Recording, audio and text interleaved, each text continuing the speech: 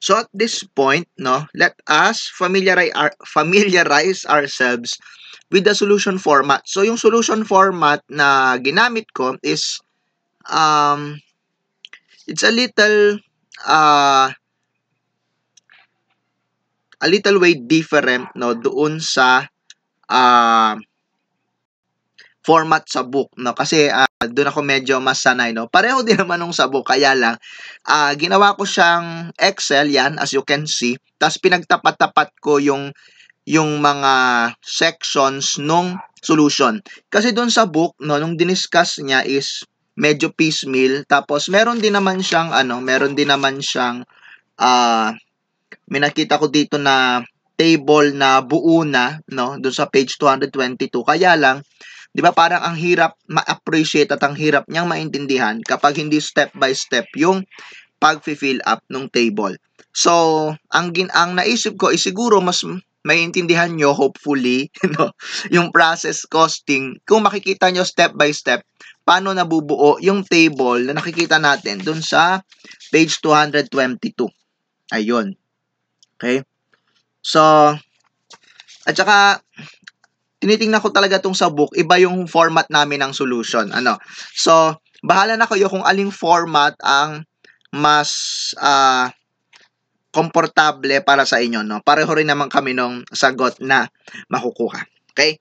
So, yung first section ng ating solution, siguro medyo, kita nyo naman ng buo siya, no? So, medyo i-zoom ko lang, no? Para mas ma-appreciate natin. Okay? Yung first section niya ay yung nandun sa upper left-hand corner. Ito. Yan. Yung units to account for section. Ito. I-highlight ko siya. Yan. Okay? So, pag zoom out ko siya, ayan, ito siya. Ayan. Ayan, ayun siya. Okay? Ayun. Okay? So, yung first section, i-zoom in ulit. So, dito natin nilalagay yung units na dapat nating i-account. Kaya nga siya, units to account for, no? So, dito natin nilalagay yung units na dapat nating ipaliwanag saan napunta. Okay? The second section is this one. Yan, siguro i-zoom out ko muna ulit para mas makita nyo kung nasan tayo dun sa ating malawak na solution format. Okay? So, yung second section is this one. Ayan. Yan. So, i-zoom in natin. So, this is the units as accounted for. Okay? So, dito naman, nilalagay yung pinakapaliwanag natin, no? Saan napunta yung mga units na dumaan sa production department natin, no? Ilan yung na-transfer out, ilan yung naiwan as work in process dahil hindi pa tapos. Okay? The third section is this one. Ito. Yan. Ito pala yung pangalan niya sa taas. Ayan. Cost to account for. Yan. So, dito natin isa-summarize yung lahat ng cost na dumaan sa ating department na dapat nating ipaliwanag at i-allocate, no, dun sa fourth section na i-discuss ko mamaya, no. So, dito natin ilalagay lahat ng cost na dumaan sa department natin ngayong period, no, at yan din yung section ng lahat ng cost na dapat nating ipaliwanag saan napunta. I want to take note na pinagtapat ko talaga tong dalawang to. Yan. So, dun sa kaliwa, yung units, no? If you remember, yung discussion ko kanina is, dito sa kaliwa, nilalagay yung units na dapat nating ipaliwanag kung saan napunta. No? I'm talking about this one. Yan, this one. Yan. Diyan natin nilalagay yung units, no, na dapat nating ipaliwanag saan napunta. Yan yung mga units na dumaan sa department natin this period. Tinapat ko talaga to dito kasi dito naman yung cost, no? Yung cost nung nasa kaliwa, no? Yun yung cost to account for. Ito naman, yung naka-highlight ngayon, yan yung mga cost na dapat nating ipaliwanag kung saan napunta. No? So, ito yung units yan, na dapat nating ipaliwanag kung saan napunta. Ito yung cost ng mga units na dapat nating ipaliwanag kung saan napunta.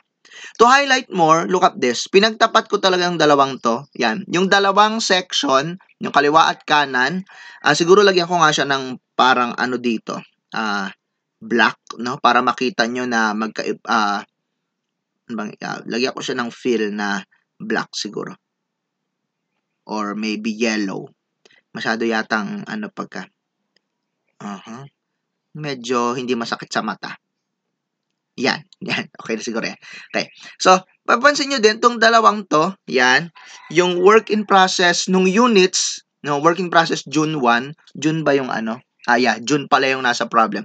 So, yung work in process June 1 in units, na nasa kaliwa, no, at yung work in process June 1 na nasa kanan, na nasa pesos yung nilalagay dun sa, dito, no, mga pesos, no, ang nilalagay dito. Pinagtapat ko siya. So, ito yung units sa kaliwa, no? Sa kanan yung cost, no?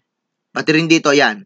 Yung started units sa kaliwa ko ilalagay at yung costs ng added this period, yun yung magkatapat units started at saka cost added this period. Actually, pwede mo nga baguhin to para medyo sinani mo sila. Pwede nating ilagay dyan. Units added this period. O, yan. Diba? So, medyo magkatunog sila nung kabila. Diba? Units added this period, cost added this period. Diba? So, yan din yung magkatapat. Units sa kaliwa, tapos yung costs nung units na yon sa kanan. No? Pero I will, ibalik ko sa started kasi doon ako mas sanay. Okay? And then the fourth section ay this one. No? Ito.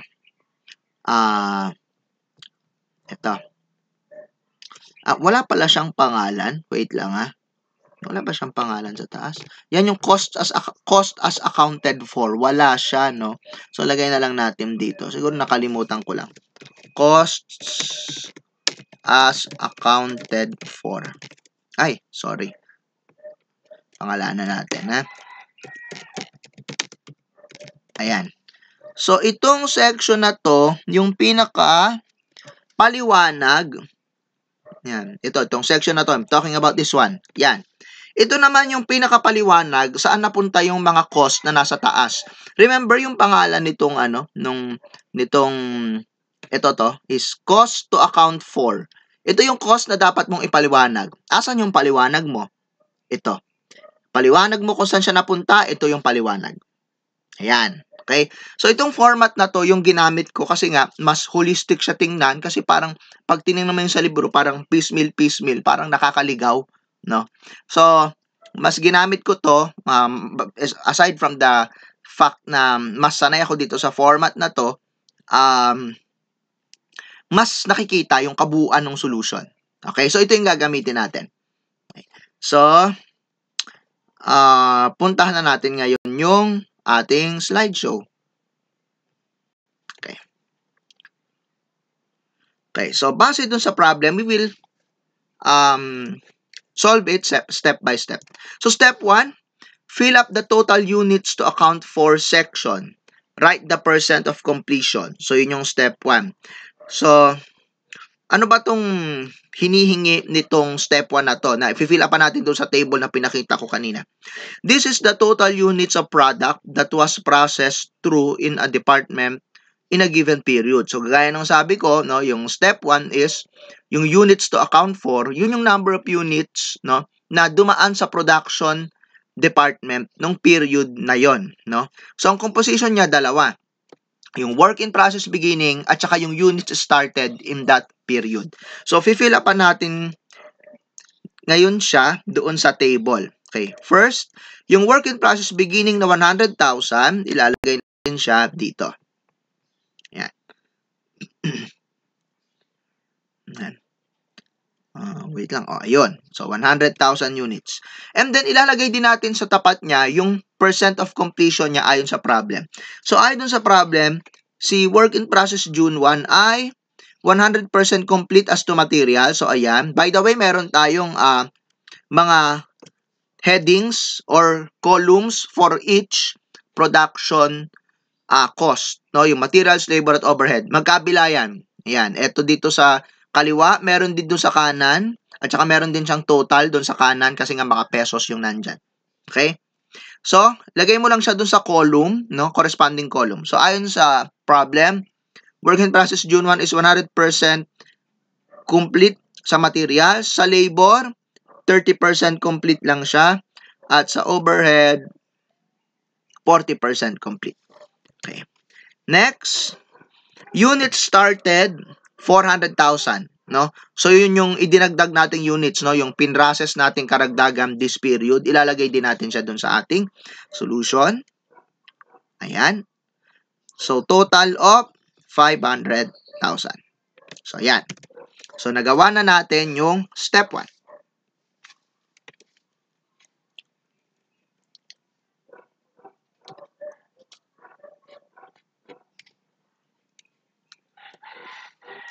Step 2, fill up the costs to account for section. So, alin yung sinasabi niya? Yung tapat, no? So, kanina, ang finila pa natin yung units na dapat nating ipaliwanag. No? So, kagaya nung sabi kanina, meron tayong 100,000 units work in process June 1, plus dinagdagan pa natin ng 400,000 pesos. Ang hinihingi naman ng step 2 ay yung costs nitong mga pinagsasabi nating units dito. So, yung nasa tapat sa kanan. Okay? So, ito yung fill upan natin ngayon. Actually, given naman siya sa problem, ano? So, ayon sa problem, ayan, ang ating work in process June 1 ay may 100,000. Nandun ako sa page 217 na. Direct materials, 100,000. Direct labor, 10,600. At saka factory overhead, 16,200 nung work in process June 1. So, ilalagay natin siya dito. Ayan. Then, kunin mo rin yung total niya horizontally. Ayan. Ay, sorry. Medyo maliit. Okay. And then, ayon din sa problem, sa page 218, cost added during June. Materials, 440. Ito. Ayan, lagay mo lang siya sa corresponding column. Labor, 224,400. Ayan, medyo maliit. So, adjust ulit natin. Overhead, 436,000. So, yun. Ayan, medyo maliit ulit. And then, kunin mo ulit yung total niya horizontally. Ayan. And then, kunin mo rin yung total nila per column vertically. Ayan. So, ayan. Yun po yung pinapakita ngayon dito sa ating slide, yung step 2.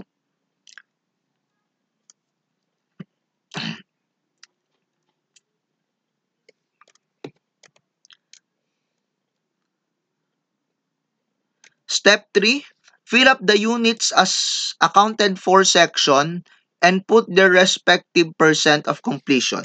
Yung sinasabi niya ay ito naman. Yan. Ipaliwanag natin ngayon saan napunta yung mga units na nasa taas. Yung 500,000, ito. Ito. This one. Yan. Yang hinighlight ko ngayon. Yan. So, saan napunta itong 500,000 na to? Ipaliwanag mo in units, no? So, sabi dun sa ating problem, by the way, bago natin ituloy yung ating pag-fill up dito, no? Konting explanation muna. So, yung section na fill up pa natin, kagaya ng sabi ko is, this is the section, or this section is a sort of explanation on the whereabouts of the units that pass through a department. So, kagaya nga ng sabi ko, kailangan nating ipaliwanag saan napunta itong 500,000 na to na naka-highlight ngayon ng yellow. Nasa na siya ngayon at the end of the period? Yun yung kailangan nating fill upan dito sa parteng ito. Yan. Okay? So, fill upan natin. Ayon dun sa problem,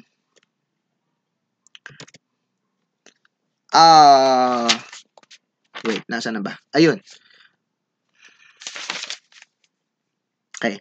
Sabi dito sa problem, units completed during June and transferred out of molding department, 440,000. So, ito yon. Lagay mo dito, 440,000. And units at ending process is 60,000. Ayun, nakalagay sa problem. So, lagay mo siya dito. For a total of 500,000. Take note, dapat po laging equal tong dalawang to. Yan. Dapat po laging equal yang dalawang yan. So, yung composition, ngayon, nung section or nung step 3, no, yung pinaka-explanation mo, saan napunta yung mga units, no? It's either yung mga units ay ma-transferred out, ma-lost or ma-spoiled if applicable kung meron, or maiwan siya as ending work in process as shown here. Ayan. Yung mga units na work in process beginning tsaka yung mga dinagdag mo this period, dalawa lang naman ang pupuntahan yan. It's either matapos siya at ma-transfer out siya papunta dun sa sunod na department or maiwan siya sa department na to as work in process. Ayan, naka-highlight siya. Minsan meron nga siyang third, meron siyang third composition as shown in our slide. Minsan, may mga lost or spoiled units, no. So kapag merong lost or spoiled units, magi-insert ka ng isa pang row dito, no, for the units spoiled, no. Minsan nga dalawa pa yung i-insert mo kasi yung normal tsaka abnormal, no. So magkahiwala yung accounting nun. So there are times na tatlo or apat yung rows mo dito. Transferred out, work in process end, spoiled normal, spoiled abnormal. Pero dito sa ating problem, dalawa lang. No? So, walang spoiled. So, yung mga units, it's either na-transfer out siya sa puntang kabilang department or naiwan sa department na to as work in process. So, wait, hindi pa pala tapos yung ating pag-fill up. Okay, so pagkalagay natin ng units, ayan, yung naka-highlight ngayon, 440, 60, tsaka 500, lalagay din natin yung percentage of completion nila per production cost, no? Hiwa-hiwalay, materials, labor, overhead. Siyempre, ito pong si transferred out, kasi nga tapos na siya, siyempre, automatic, 100% na yung kanyang materials, labor, at overhead. Kasi nga tapos na siya. So, lagay natin dyan, 100%. Si June 30 work in process, ayon sa problem, ang materials niya, 100% complete na siya. Pero ang labor niya, 50% pa lang. So, lagay mo rin siya dyan. And then, yung overhead niya is 60%. So, lagay mo siya dyan. Ayan. So, ito na ngayon, yung ating percentage of completion ng ating work in process per production element. Ayan. So, yun yung step 3.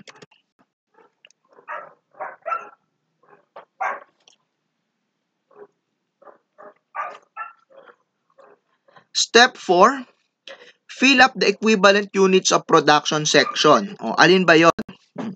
Ito. Highlight ko siya ng yellow. Ito ngayon yung fill upan natin. Yan.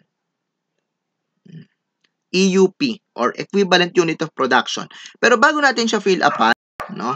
Gusto ko munang maintindihan nyo ano ba yung concept ng equivalent unit of production. So, computing the EUP, no? It is a computation tool that converts the efforts expended on units processed into whole units. So, ibig sabihin, no, yung effort mo, no, sa units, kino-convert siya to equivalent whole units, no? So, para mas maintindihan natin, let's have two demonstration. Demonstration 1, what is the EUP of two units that are 50% complete? No, so, ano daw yung EUP nung may dalawa kang units, pero 50% complete sila pareho? O yan, parang ganyan. Yan, so, you imagine those two squares ay yung mga units, no? So, ayan, 50% complete lang siya kasi yung may shade ng green, kalahati lang nung bawat unit. So, i-convert mo siya ngayon, yung dalawang units na 50% complete, ilang whole units ang katumbas niya? The answer is 1. Ayun, no? Kumbaga, ang ginawa lang natin dun sa pag-convert niya sa EUP is, ginawa nating whole units yung mga green. Pinagsama natin, no? Nakabuo tayo ng isang whole unit. Kaya ang sagot dun sa question, EUP of two units that are 50% complete. So, ang solution doon is 50% times 2 equals 1. Yan. So, another way of saying it is 2 units which are 50% complete no, is equal to 1 unit, which is 100% complete. So, yun po yung concept ng EUP, no? Yung efforts mo is kino-convert into whole units. So, let's have another demonstration. What is the EUP of 4 units which are 75% complete? So, ayan. So, makita mo, meron tayong, imagine niyo yung isang rectangle na mahabang ganon, yun yung one whole unit. So, meron tayong diyang 4 na unit, pero lahat sila 75% complete. Ayan, no? So, meron lang 3 square sa bawat rectangle, ano, may 3 unit, 3 lang yung shaded na green, no? So, 3/4, no? So, that's 75% complete. So, again, ang gagawin natin is yung may mga shade na green is i-convert natin into whole units, no? Ilang whole units ang katumbas ng 4 na unit na 75% complete? So, ganyan siya. You see, pinagsama-sama lang natin lahat ng green para makabuo ng whole units. So, ang kinalabasan, nakabuo tayo ng 3 whole units. So, ang answer natin is 3. No? So, you multiply 4 by 75% to get the EUP na 3. So, we can also say that 4 units that are 75% complete is equal to 3 units that are 100% complete. So, ang EUP niya nga dito is 3.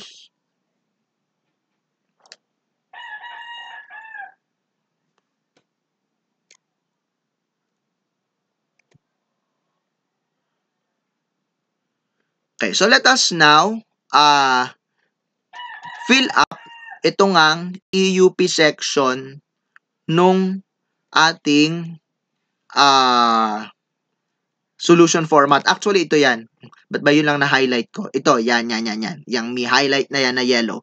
Yan yung EUP section na fill upan natin. So, the first thing that we should do is ilagay natin yung number of units ng transferred out at work in process ng June 30. So, essentially, kukopyahin lang natin yung nasa taas, yung 440, 60, tsaka 500. So, yan. So, ngayon, itong mga transferred out, no?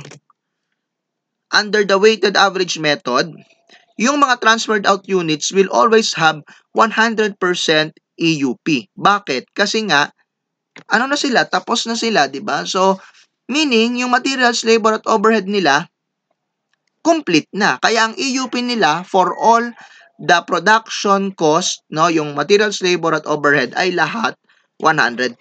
So, we will write it here. Ayan.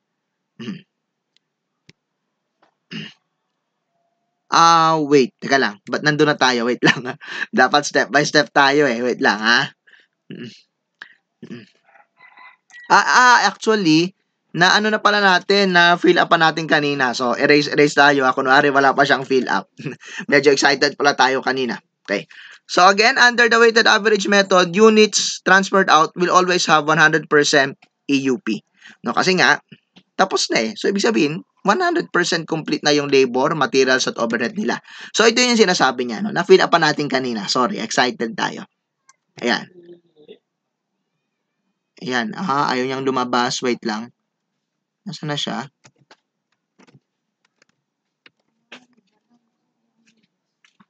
Eto. Wait lang, ha? I-white muna natin para step by step tayo, ha? Yan. Okay. So, ito yung sinasabi niya, no? Transferred out, 100% complete. Ayan. Next. For the work in process ending, we must multiply the units of the inventory to the percentage of completion. So, fill upan muna natin yung percentage of completion. So, sabi nga sa ating problem, 100% complete in materials, 50% complete in labor, and 60% complete in overhead. So, yun yung ilalagay natin dito. Ayan. 100% materials, 50% labor, and 60% overhead.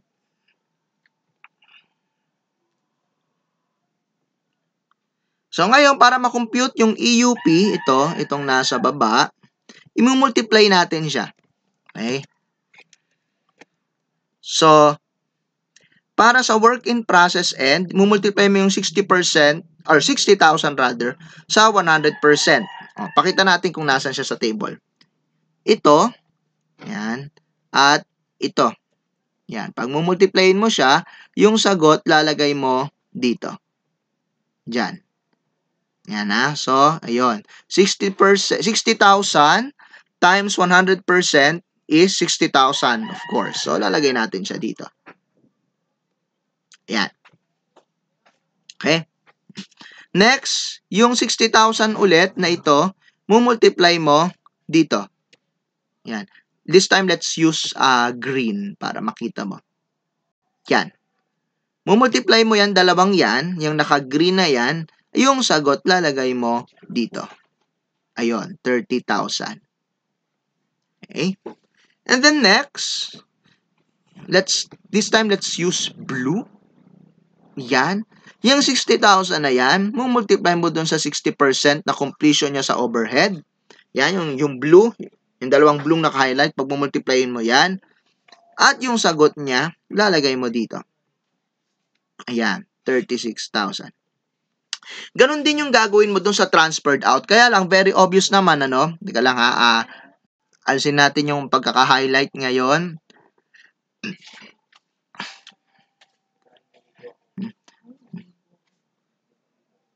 Okay.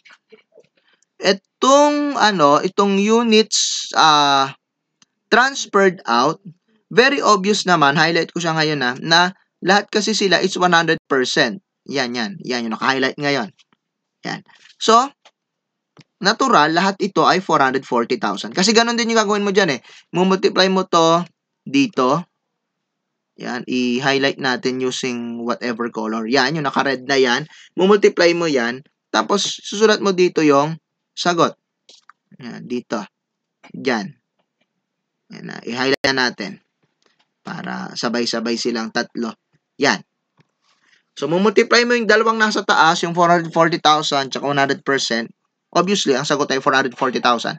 So, total, lahat naman nung cost element ni transferred out ay 100%. So, obviously, lahat ng sagot dito is 440,000. So, sulat na lang natin dito. Yan. Asin ko lang yung pagkaka-highlight nito.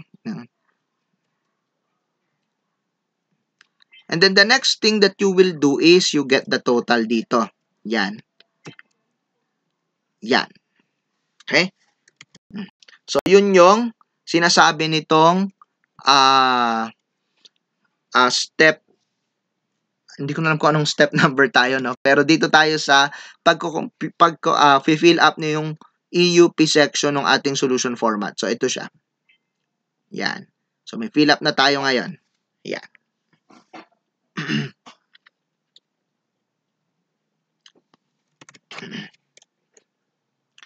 Next is step 5.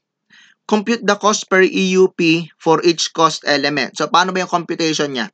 Cost per EUP equals total cost to account for over total EUP. Pakita natin siya dun sa table natin. Okay. Si materials, ayon dito sa ating slide, is 540,000 divided by 500,000 units, so 1.08. Nasaan siya dun sa table? Etong cost to account for, I'm using green highlight, ayan, 540,000. Yung total doon sa section na yon, i-divide mo doon sa total sa section na to. Ayan, yung dalawang naka-highlight na green. Ayan. So, remember, meron tayong mga headings dyan, ha? So, para hindi ka malito, tingnan mo lang yung headings. Diba, ayan, no? Materials siya, oh. Ayan. Dalawang materials. Ayan. So, yung headings ng materials dun sa cost to account for, no? Tingnan mo yung total, no? Divide mo dun sa 500,000. So, dun galing yung 540,000 divided by 500,000 na nakikita mo ngayon sa screen mo. So, that's 1.08. Lagay mo siya dito.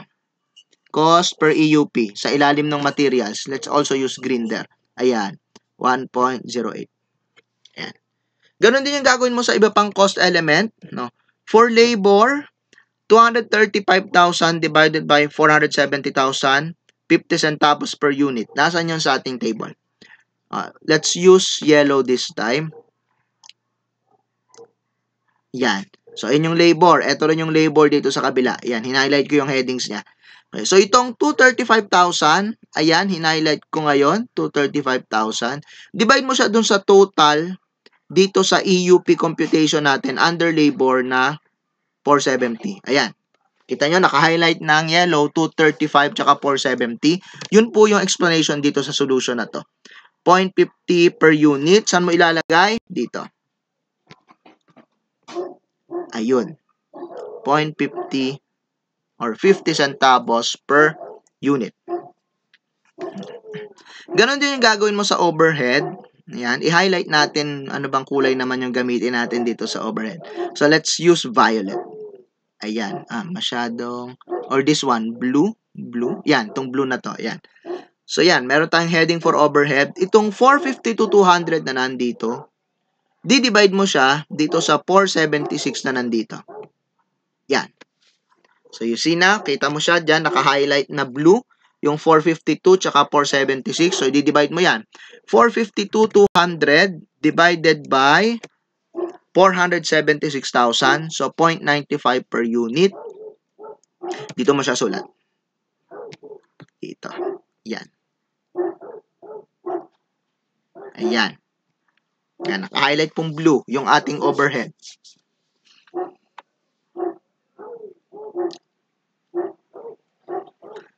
And then, you can actually get the total here. Ayan. Itong tatlong to.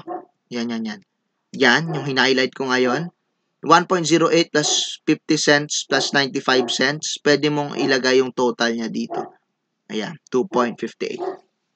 Yan. So, bago ko burahin yung highlight, please, pakitingnan mo na mabuti.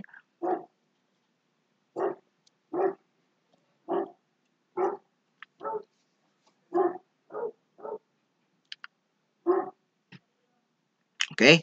So, let's now proceed, no? Doon sa sunod nating step, pero tanggalin ko muna yung mga highlight, ha? Para hindi tayo malito mamaya.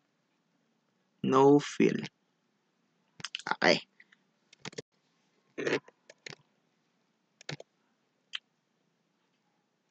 Step 6, allocate the factory cost to work in process and spoiled units and units transferred out. This will be done on a per cost element basis. So, ang gagamitin nating solution is cost per EUP times EUP. Pakita natin yan per, pakita natin siya sa table, no? As we proceed. So, para sa materials, yan. Ito siya. Okay. Yung na-compute mong, medyo ibababa ko lang kasi hindi natin kailangan masyado yung nasa taas.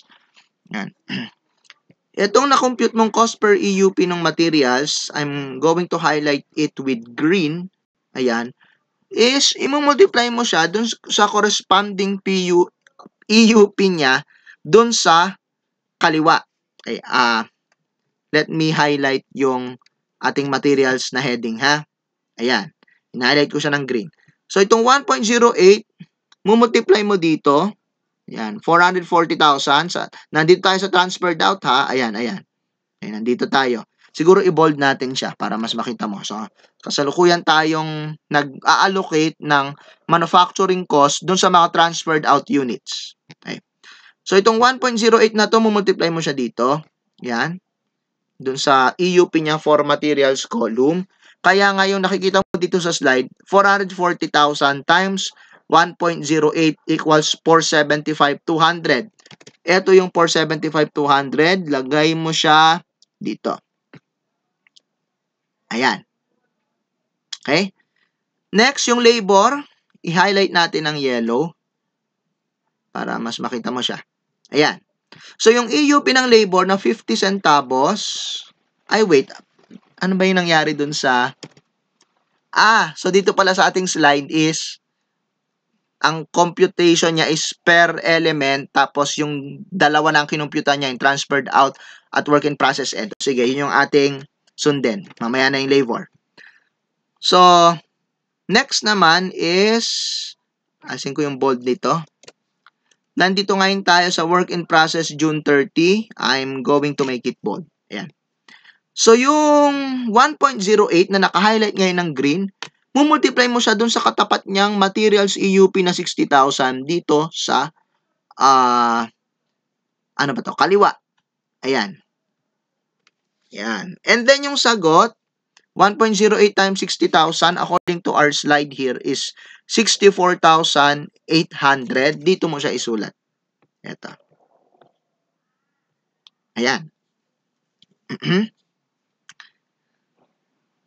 And then you get the total here. Ayan. So, 540,000. Okay. So, ganun din yung gagawin mo sa lahat ng cost element. Let's have the labor.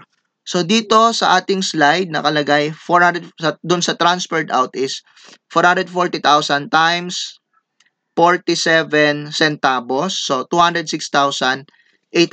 Pakita natin kung nasan yan sa table natin. So, I'm going to use yellow here. Ayan.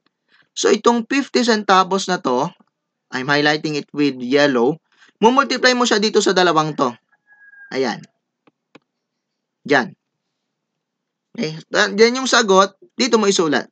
Ayan. Para siyang para siyang multiplication table, no. Tapatan lang siya. Ayan.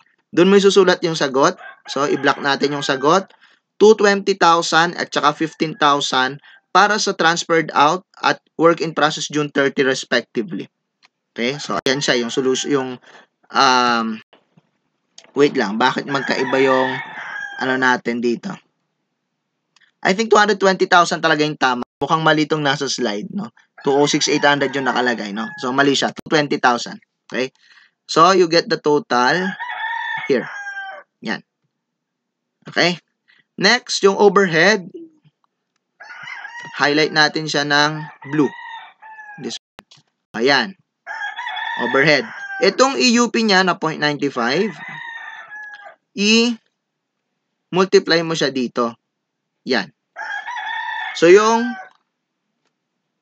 sagot, dito mo siya ilagay sa tapat. So, nag-allocate tayo ngayon ng overhead dun sa transferred out at work in process June 30. So, ayun yung sagot niya, 418, tsaka 34,200. Mukhang magkaiba na naman kami nung, pareho. Okay? Pareho kami nung siguro mali lang yung type ko dito sa labor, ha? Sorry. Okay. So, ayan. So, pakitingnan nyo, naka-highlight para sa overhead. Ayun yung pinag-multiply natin. No? Yung 0.95, tsaka yung 440,000 para sa transferred out, at tsaka 36,000 para dun sa June 30. Ayan. So, ang sagot natin, 418,000 at saka 34,200 for the transferred out and work in process ending respectively, as shown din dun sa ating table. Ayan. And then you get the total here. Ayun, 452,200. Okay? And then you can also get the total here, yung horizontal. Ayan. And then yung grand total natin. Ayan. So, ayan, nakapag-allocate na po tayo ng cost sa ating transferred out units at work in process June 30. Alisin ko lang yung mga highlights natin. Okay. So, eto po. No?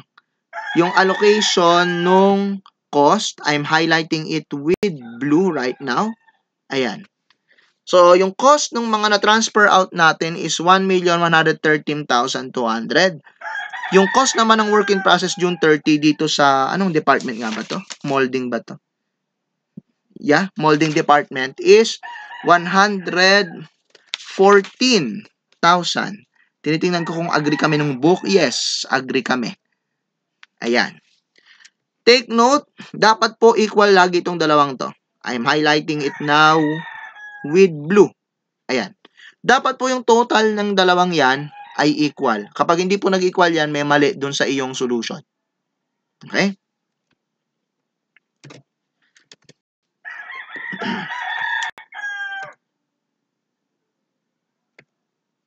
Ito ngayon po, yung journal entries, no? Para dun sa mga ginawa nating solution kanina, no? Pakita ko lang kung nasan siya dun sa table. Yung first entry natin is yung incurrence ng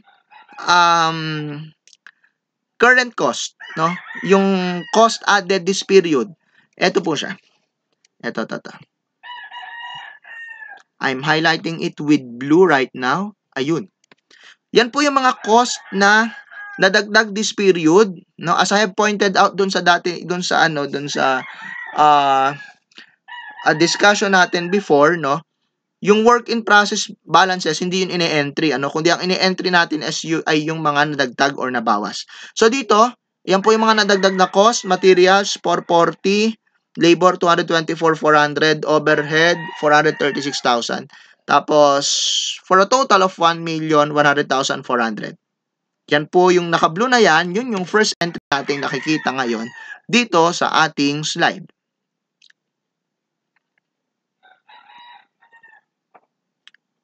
And then the next entry is the transferring of the finished units from the molding department to the finishing department. So, ayan, no, the debit work in process finishing, and then credit work in process molding. Nasaan po siya sa ating table? Ito po siya. Yan, yung transferred out. I'm highlighting it with blue right now. Ayun, yung naka-highlight pong blue. 1,113,200 cost of units transferred out. Yan po yung nasa entry natin.